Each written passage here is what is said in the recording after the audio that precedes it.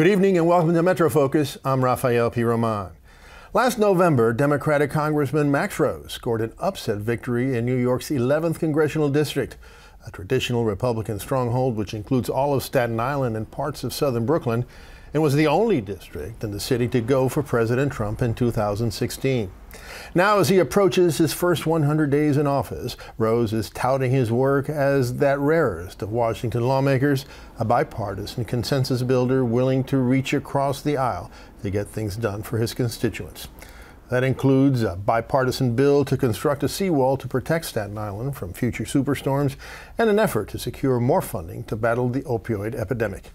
A decorated veteran of the war in Afghanistan, the congressman is also working with Republicans on a bill to permanently fund the 9/11 Victims' Compensation Fund. Rose describes himself as an old-school Democrat, and he hasn't shied away from pushing back against another freshman lawmaker from New York, Alexandria Ocasio-Cortez. In fact, he recently called AOC's Green New Deal a socialist economic agenda under the umbrella of environmentalism. And joining us now to talk about the apparent divisions within the Democratic Party and about his agenda is New York Congressman Max Rose. Congressman Rose, thank you so much for joining us today. Thank you so much for having me. Now, Congressman, we'll get to the work that you're doing in Washington and have been doing for the last 3 months and to your agenda in a moment. But let's start with those divisions among the Democrats that I mentioned in the introduction. As you know, Congresswoman Ocasio-Cortez, who I also mentioned in the introduction, has become a national figure. In fact, more popular, according to some polls, than some Democratic presidential candidates. In part, she's achieved that fame because of her Green New Deal, her plan to help save the planet from the effects of climate change. You yourself have called climate change a national security threat. So why do you oppose the Green New Deal and call it a socialist economic policy? Well, look, let's look at climate change in and of itself. We need urgent and bold action. I think that comes in the form of a substantive cap-and-trade program. We also have to come to terms with the fact that this is a global problem, requires a global solution. We have got to get back into the Paris agreements. Beyond that, though, we need substantive and incredible technological advancement. We need Apollo projects of our generation for battery technology, for other forms of carbon-free energy production, for smart grid systems. All of these things have to happen, and they have to happen quickly. This is not the time for milquetoast incrementalism. It just isn't. But with that being said, though, nothing about what I just said would provide a justification for a massive socialist economic policy platform. Just not needed. Okay, so we can have a separate discussion, a separate debate about whether this is the time and whether America needs those types of economic policy prescriptions, guaranteed job guarantees, housing guarantees, things that on its face sound good, but I just do not believe are possible. They're not economically feasible. There's no need to lie to voters right now. We don't need the Democratic version of repeal and replace. We don't need that. Let's deal with this problem because I'll tell you, look, I'm just building a family right now. Okay, I don't want my future children and their children to live in a world that is unsustainable, inhospitable. No one would want that. We've got to do something.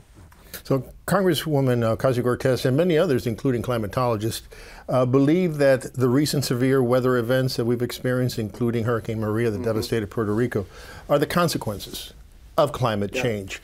Recently, in a town hall, in fact, last week, she talked about Hurricane Maria, and we have a clip of that. I wonder if we could look at it to get your reaction. Let's take a look. On the events of September 11th, 2001, thousands of Americans died in the largest terrorist attack on U.S. soil. And our national response, whether we agree with it or not, our national response was to go to war in one, then eventually 2 countries. 3,000 Americans died in Puerto Rico in the aftermath of Hurricane Maria. Where is our response? So, Congressman, some people believe that her analogy, her comparison was just right. Some people do not. What's your take? Well, look, I'm not here to just speak to what other members are saying with each and every question. What I can tell you is very simply is that the government failed Puerto Rico. It failed them. What we did was not enough. We did not direct enough resources, and people suffered and died as a consequence of that. And this, failure, this governmental failure to be there in the wake of a natural disaster didn't just happen in Puerto Rico. I've seen it. We've seen it in my home, Staten Island, South Brooklyn, in the wake of Superstorm Sandy. Government failed there too, and we are just finishing and initiating the resiliency projects from that time 6 years ago now. My first piece of legislation was to eliminate the last piece of red tape preventing the seawall on the east shore of Staten Island from being built.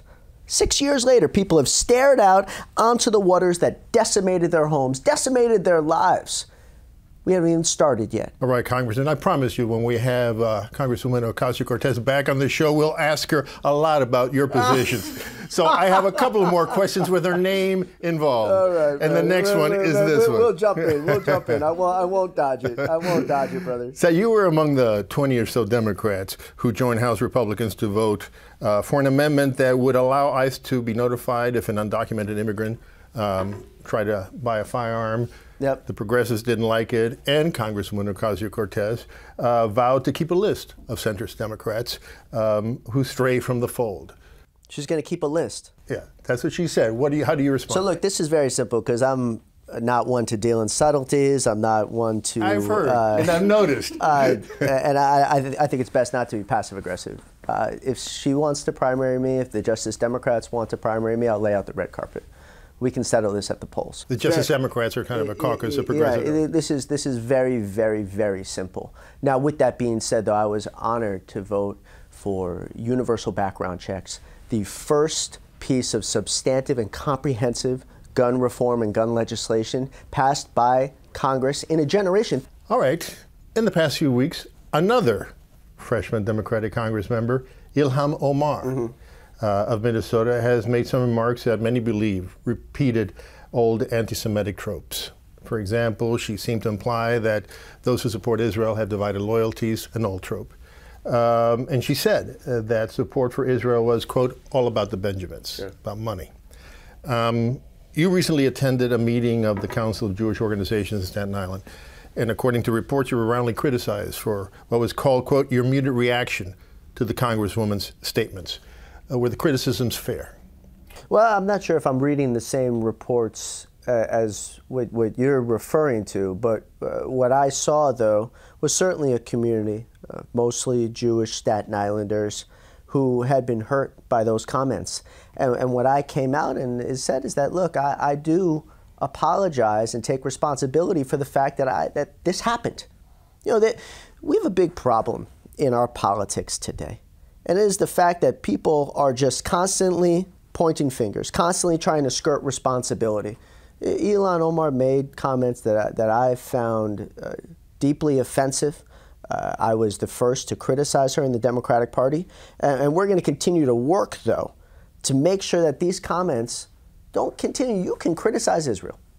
You can criticize Benjamin Netanyahu. That is your right in this country. And by the way, that's what they say they're doing. They're criticizing the policies of Israel. I put it, but we don't have to do that while also raising anti-Semitic tropes. This should not be difficult. And I believe that we had a thorough conversation in the community. That's my job. And by the way, we should tell our audience that you're Jewish yourself. This shouldn't be news. Yes. No, and I am. And first Jew to ever hold a congressional seat in my district. But I'm confident that we are going to move past this responsibly and ensure that Israel is still supported, protected, that we continue to work towards our North Star being a two-state solution. Everybody wants peace here.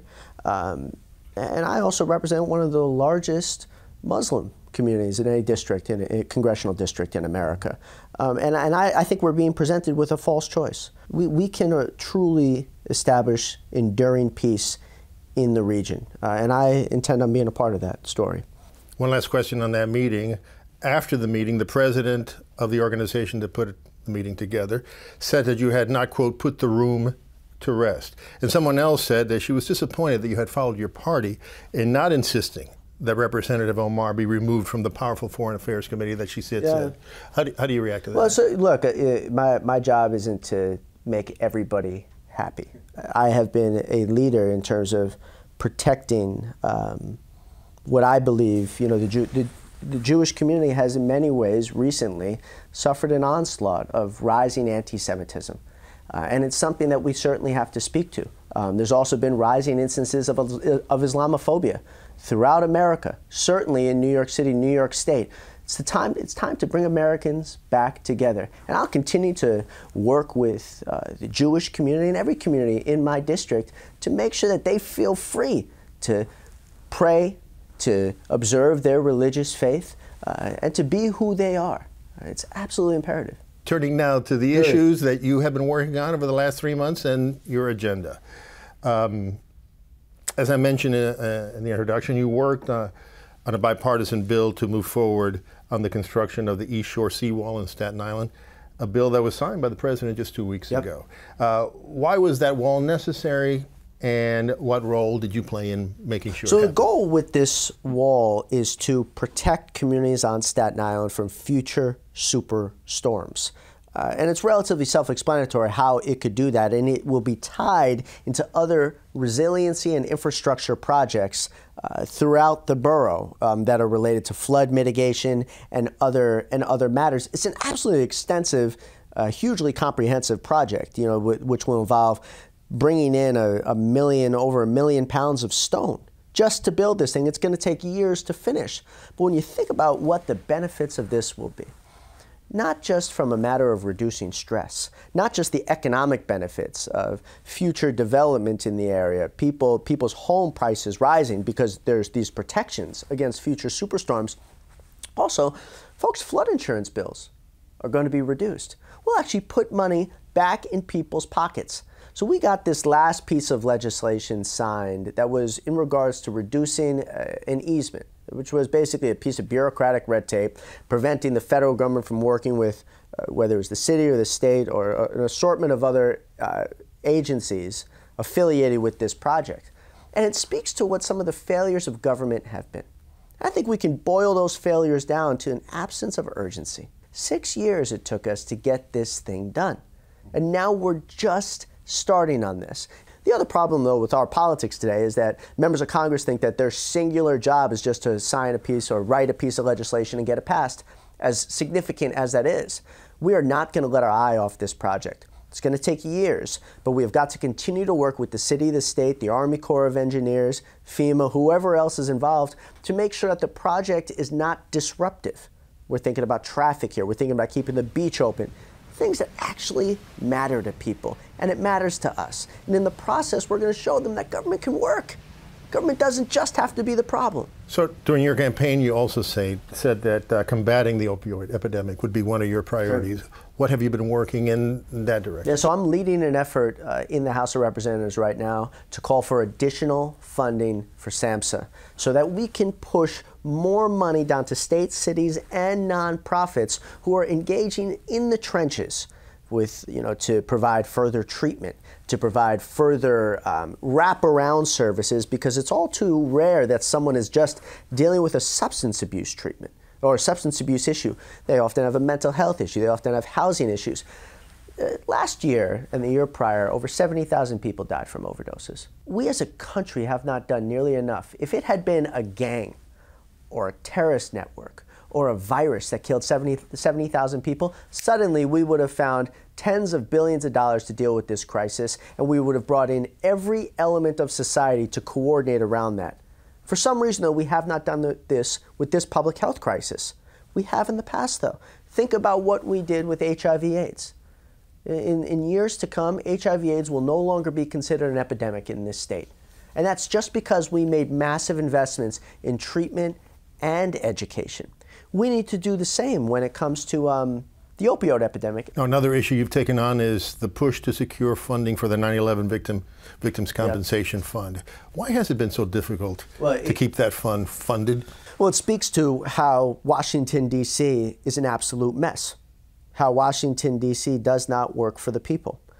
Right now, members of both the Republican Party and the Democratic Party for the last 17 years On 9/11, they tweet out, "We'll never forget." They have pictures of the Twin Towers in their office. When they come to New York to raise money, they make sure to visit a firehouse and thank everybody and take a picture for them. And now we're debating whether we should be there for the first responders and the cops and the firemen and the construction workers who were there at Ground Zero in the days and weeks and months after that horrific incident. It's unbelievable that this should even be a debate. The Victims' Compensation Fund needs to be funded for the duration of the century. This is not just about doing the right thing. We did this with the Zadroga Act and the health program. We continue to punt the ball, delay, kick the can down the road, and we're putting these families through an inordinate amount of stress. They're wondering, is the government going to be there for me? Is my family going to be compensated for my sacrifices after I pass? I've had an unbelievable opportunity to spend time with some of these first responders, people that were there right after 9/11. They're on 9/11. And to a T, they all say, knowing what I know now, knowing the incredible health issues that I've dealt with, that my friends have dealt with, I would still rush right to Ground Zero if I had to make the decision again. Knowing what I know now. It's the quality of these people. It's the quality of these heroes. We have to be there for them in the same way that they were there for us. And if we're not, then you can't tweet out, "We'll never forget." Will the fund be secured? You can't do that. They're just absolute hypocrites. Your best guess? Yes, I am convinced that not only will the Senate do the right thing, not only will the House do the right thing, but the President will as well. The President's going to take care of his hometown heroes. He's going to remember he's a New Yorker. Transit is a big issue for you because it's a big issue for Staten Island. Yep. The daily commute is a horror. It's a commuting nightmare. So what are you going to do about that? And on top of the daily commute being a nightmare, now the tolls have been raised. So it will, according to one report, it's the most expensive one-way toll, the Verrazano Bridge, in the country. What can you do about all that? So not only are Staten Islanders and folks in South Brooklyn experiencing a commuting nightmare, but we're seeing this throughout the country as well. I'm sick and tired of this issue just being, this viewed as this pedestrian outer borough thing that only some folks are dealing with. As more and more jobs are concentrated in urban cores, we are seeing commuting nightmares throughout the country, but it's particularly stark on Staten Island. 70-minute commutes on average, amongst the top 3 longest commute times of anyone in the country. Each way. And now what they're doing is they're just making it more expensive for us to drive without making the investments in public transportation, without making the investments in infrastructure. This is what happens when we ignore these problems for a generation. The chickens are coming home to roost. There's no silver bullet, though. Okay? We need expanded ferry services, and I think that we can see that particularly in the North Shore of Staten Island. Expanded roads for people who are not going to get out of their cars. Expanded bus rapid transit, so more and more people can see that their commuting time is not just going to be lower, but it's also going to be more enjoyable when they get out of their vehicle. We see this in other countries. We see this in other cities, other states, and it just requires will, resources, and the right priorities. I'm confident, though, that with continued advocacy and finally if the federal government partners with the city government and the state government, we'll see progress on this. All right, Congressman, we'll end it there. Thank you so much for joining us today. Thank you, really, a real pleasure. Thank you so much.